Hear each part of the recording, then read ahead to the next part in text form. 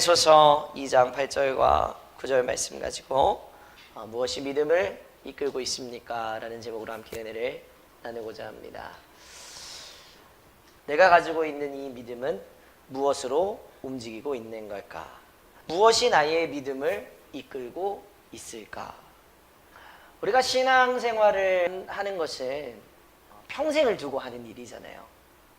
우리가 하나님을 믿는 그 순간부터 하나님이 우리를 부르시는 그날까지 우리는 평생 동안 믿음의 여정, 신앙의 여정을 걸어가게 됩니다.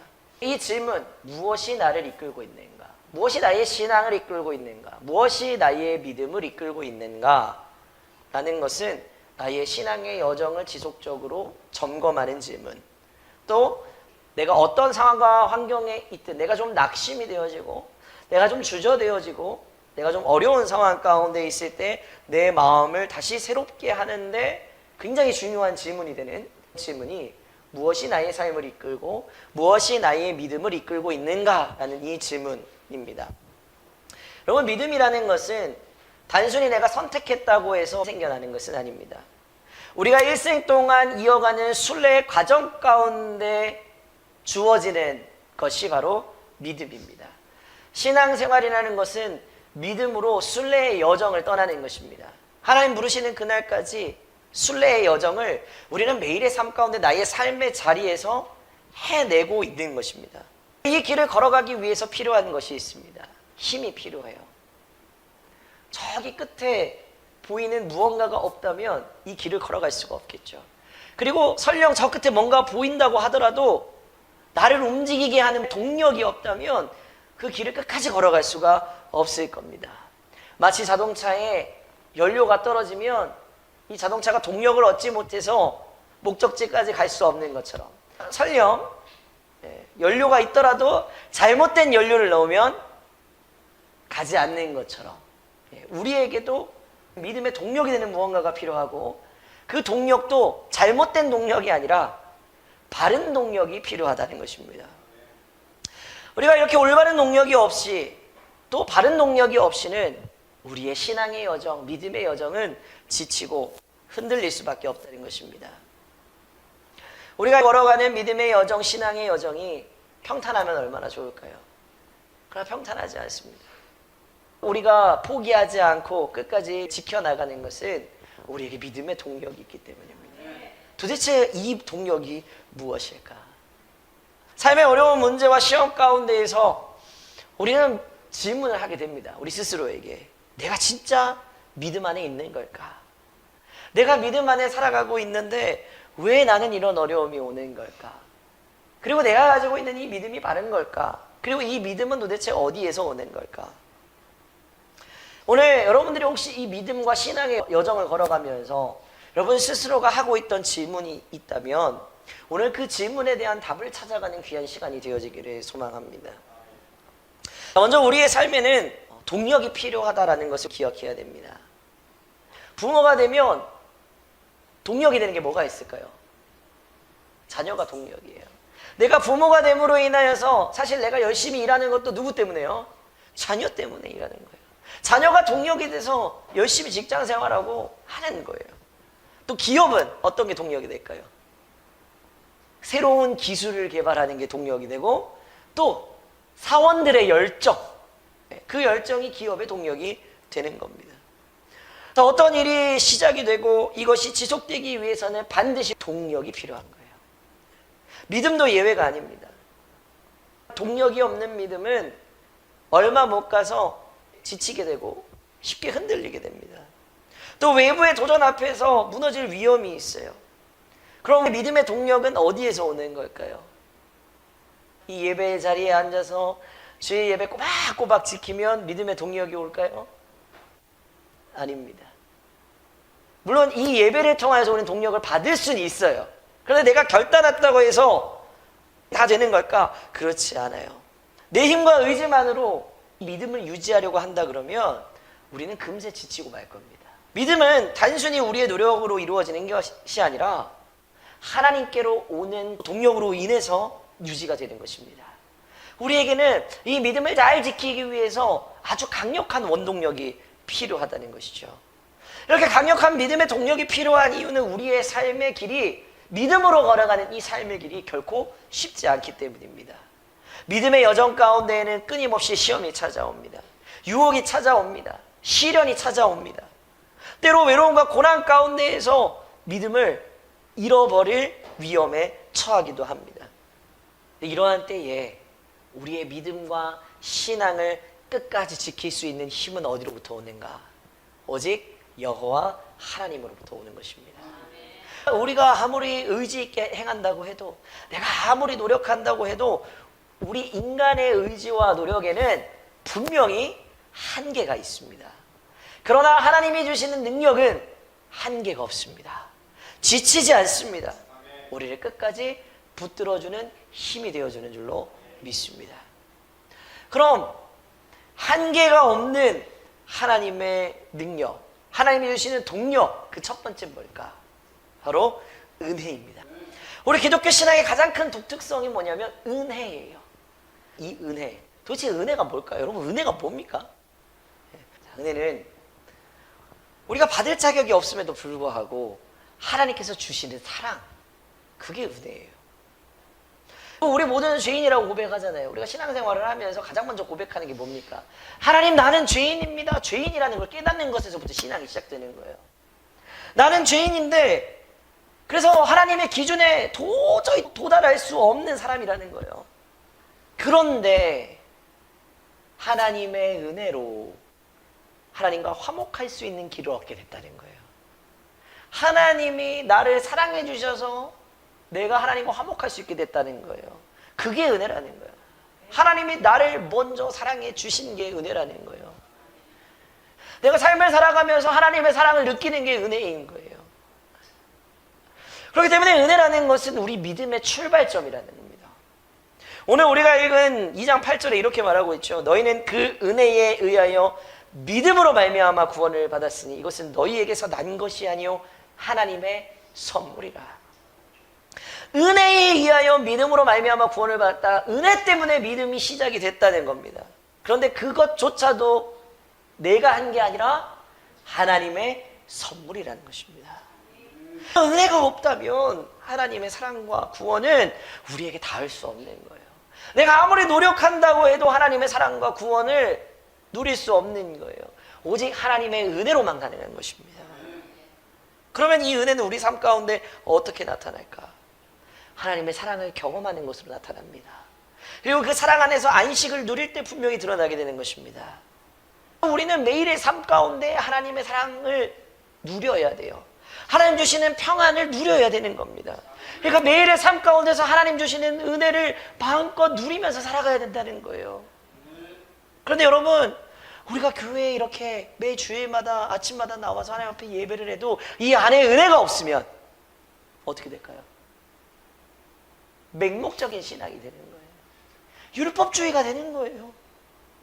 그리고 아무리 예배 나와도 내가 걸어가고 내가 살아가고 있는 이 삶은 무거운 짐밖에 되지 않는 거예요.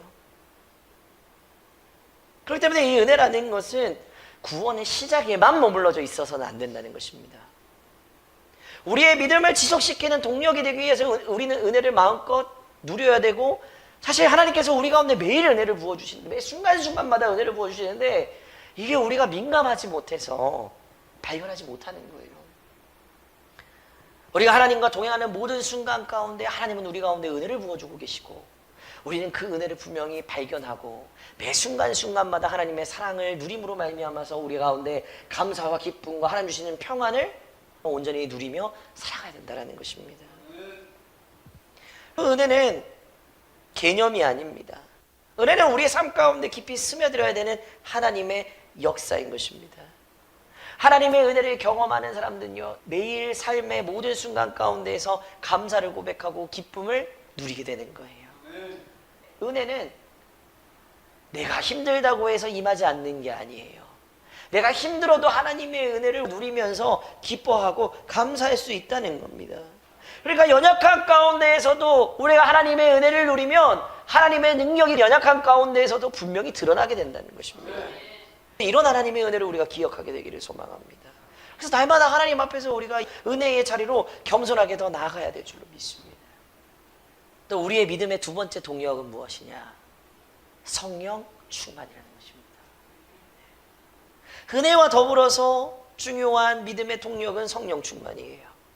성령은 우리와 함께하여 주셔서 우리를 새로운 삶으로 인도하여 주고 우리의 믿음을 더 굳건하게 만들어 주십니다. 예수님의 부활 이후에 초대교회 성도들이 성령을 받기 이전에는 두려운 마음이 있었어요. 회피하고 싶었어요. 도망가고 싶었습니다. 예수님에 대해서 잘못 얘기했다가 자기들도 잘못 잡혀가지고 예수님처럼 죽을 수도 있는 거예요. 그러니까 두려운 마음이 컸습니다. 그런데 성령 충만을 경험하고 난 이후에 어떻게 됩니까? 완전히 변화된 삶을 살아가게 되는 거예요. 두려운 마음이 담대함으로 바뀌게 됩니다. 혼란한 상황이 확신으로 변하게 됩니다. 나태함이 헌신으로 바뀌게 되는 것입니다. 성령 충만은 단순히 감정적으로 취해 있는 상태를 이야기하는 것도 아니에요. 우리의 내면 가운데 예수 그리스도의 사랑과 용서와 긍휼과 자비가 가득 차 있는 상태가 바로 성령의 충만함을 입은 상태라는 것이죠. 성령 충만은 우리의 삶을 하나님의 뜻에 맞게 변화시키고 우리의 믿음을 더 깊이 뿌리내리게 한다는 사실을 기억해야 됩니다. 사도행전 1장 8절 오직 성령이 너희에게 임하시면 너희가 권능을 받고 예루살렘과 온 유다와 사마리아와 땅끝까지 이르러 내 증인이 되리라 하시니라. 우리 말씀 그대로예요. 오직 성령이 너희에게 임하시면 권능을 받는다는 거예요. 그리고 그 권능을 받고 나면 어떻게 되는 거예요? 땅끝까지 증인된 삶을 살아가게 된다는 것입니다. 성령 충만은 우리의 믿음을 삶 가운데 실천하게 하는 능력이 됩니다. 하나님의 은혜를 다른 사람들에게 전할 수 있도록 돕는 힘이 된다는 것입니다. 또 더 나아가서 성령 충만은 우리의 믿음을 더 풍성하게 만든다는 것이죠. 성령의 역사는 우리를 예수님과 더 가까이 하고 또 하나님의 말씀을 더 깊이 깨닫게 만들어주는 것입니다. 그러므로 성령 충만한 사람은 삶 가운데 열매를 맺게 됩니다. 성령의 열매가 우리의 삶 가운데 나타나게 될 때 우리는 성령 충만한 믿음의 능력을 경험하면서 살아갈 수 있게 된다는 것입니다. 자, 마지막으로요, 우리가 믿음으로 살아가는 건 중요합니다. 우리가 동력을 얻어서 믿음의 동력으로 이 삶을 살아가는 건 너무 중요해요. 그런데 여러분, 믿음도 좋은 믿음이 있고 나쁜 믿음이 있어요. 우리가 기왕 믿음의 삶을 살아가고 믿음의 동력으로 살아갈 때 여러분 나쁜 믿음이 아니라 좋은 믿음으로 살아가야 되지 않을까요? 네. 그럼 좋은 믿음은 어떤 모습일까? 어떤 모습으로 살아가는 게 좋은 믿음의 사람일까? 모범이 되는 사람이 한 사람 있습니다. 예수님이요. 예수님. 우린 예수님만 닮아가면 돼요. 그럼 예수님은 도대체 어떤 분이셨길래 좋은 믿음의 모습으로 살아가셨을까? 좋은 믿음은요, 부드럽고 자연스러운 영향력을 지닌 믿음, 그게 좋은 믿음이라는 거예요. 그러니까 예수님께서 공생의 사역을 하시면서 믿지 않는 사람들에게 야, 너 나 믿어! 너 안 믿으면 죽어! 이렇게 하셨어요? 아니에요. 예수님은 믿음에 대해서 이야기하고 나를 따르라라고 말씀하실 때 유연하게 하셨어요. 사랑을 얘기하셨어요. 용서하셨어요. 그러니까 예수님이 자신의 믿음을 드러내실 때 사랑을 드러내셨고 용서를 드러내셨기 때문에 그 사랑과 용서 때문에 사람들이 변화된 거예요. 우리가 가져야 될 믿음은 유연한 믿음이에요. 사랑의 믿음, 용서의 믿음이어야 된다는 것입니다. 이렇게 사랑하며 살고 용서하며 살아갈 때 세상 가운데, 주변 사람들 가운데 선한 영향력을 끼치게 된다는 것입니다. 그런데 이런 영향력은 억지로 만들어지는 게 아니죠. 바로 조금 전에 말씀드린 것처럼 우리가 믿음으로 살아갈 수 있게 만드는 두 가지 동력, 성령 충만과 은혜를 통하여서만 좋은 믿음을 가지고 살아갈 수 있게 된다는 것입니다. 만약에 우리의 믿음이 율법주의나 의무감 같은 것에 얽매여 있다고 한번 생각해 보세요. 그러면 사람들에게 절대 영향력을 줄 수가 없어요. 좋은 영향력이란 그런 것 같아요. 먼저 보여주는 것, 먼저 그런 삶을 살아내는 것. 저도 그렇게 살아내기를 원하고요. 여러분들도 그런 삶을 살아내시기를 바랍니다. 그렇게 살아낼 때 여러분 주변 환경과 주변 사람들이 변화되게 되어지는 거예요. 그러니까 믿음이라는 것은 은혜와 성령 충만으로 움직여져야 되는데 그렇게 성령 충만과 은혜로 움직여지는 믿음은 자연스럽게 사람들에게 다가가게 되고 그들의 마음을 변화시키게 한다는 것입니다. 우리의 믿음이 좋은 믿음으로 성장되어지기 위해서 은혜와 성령의 역사를 끊임없이 경험해야 되고 또 그렇게 되기 위해서 간구해야 됩니다. 좋은 믿음은 다른 사람들에게 영향을 미치는 거예요. 그래서 우리 삶 가운데 빛으로 나타나고 사람들이 하나님께로 나아갈 수 있도록 만들어줍니다. 그래서 예수님께서 뭐라고 말씀하셨어요? 너희는 세상의 빛이라. 우리의 믿음이 은혜와 성령 충만으로 가득 차서 세상의 빛으로 드러나게 될 때 우리는 하나님의 동력으로 움직이는 참된 신앙을 분명하게 살아낼 수 있게 될 줄로 믿습니다. 자, 오늘 말씀 통해서요, 다시 한번 여러분의 믿음을 점검해 보게 되기를 소망합니다. 나는 무엇을 믿음의 동력으로 삼고 있나? 내 힘과 의지가 아닌 하나님의 은혜와 성령 충만을 믿음의 동력으로 삼기를 원한다. 그러면 참된 기쁨과 평안을 누릴 수 있게 될 줄로 믿는다. 이런 고백이 오늘 우리의 삶 가운데 나타나게 되기를 소망합니다. 우리가 믿음으로 살아가는 이 삶의 여정이 결코 쉬운 일은 아닙니다. 그러나 하나님의 동력으로 우리는 이 길을 끝까지 걸어갈 수 있게 될 줄로 믿습니다. 하나님 주시는 성령 충만과 은혜라는 동력으로 우리의 믿음의 여정이 끝까지 완주되어지기를 소망합니다. 그래서 믿음의 여정을 끝까지 완주하기 위해서 끊임없이 하나님의 동력을 구하시기를 부탁을 드립니다. 우리는 약하지만 그럼에도 불구하고 이 약한 가운데에서 강함을 주시는 하나님을 다시 한번 신뢰하고 하나님의 은혜와 성령의 능력이 오늘 나를 붙들어 주심을 확신하게 되어지기를 소망합니다. 이 믿음의 동력으로 세상 가운데에서 흔들리지 않고 오히려 반대로 믿음으로 세상을 압도하는 귀한 성령의 능력으로 살아가는 저 여러분 모두가 되시기를 주님의 이름으로 간절히 축원합니다. 기도하겠습니다.